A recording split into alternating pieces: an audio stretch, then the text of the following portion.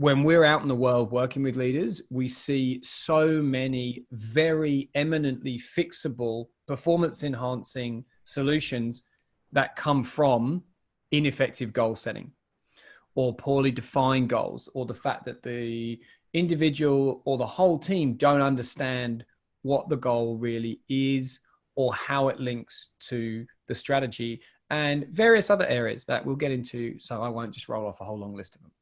Well, and this is the reality. You have a vision and mission for the company. You have objectives you're going to hit for the year. Yeah.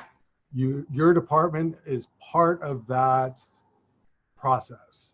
And your department has goals to be able to hit those objectives. So you as a team need to know what you're doing and what your goals are that are going to meet that overall objectives. Because at that point, that makes sense.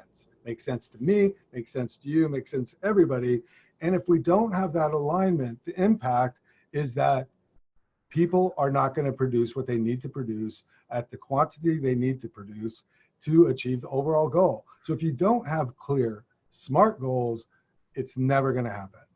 Nah, look, 100%. And I mean, the SMART goals thing has been around forever. I first encountered it, at uni. So it's been an established, kind of paradigm for a long time.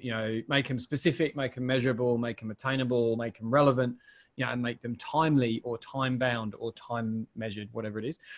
There's been a couple of extensions, SMARTer, which includes, the goal being ethical and realistic. I personally would say, well, if it's attainable, then it's realistic. Where it would be good to use SMARTer and have realistic is that we could take attainable and we could make that accountable. What role does the leader play? Well, look, I think ultimately, the leader at a team level plays the role of making sure that the goals are SMART or smarter or whatever, sort of like framework you want to use. And then they help bring the team towards achieving them. And they keep communicating, this is why it's relevant. This is why each individual contribution is important. There's a greater, play afoot here.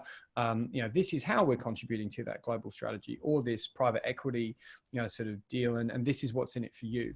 And then they, bring all of these other cultural markers and they build all of the other team capabilities around them. Bye from Australia. All right.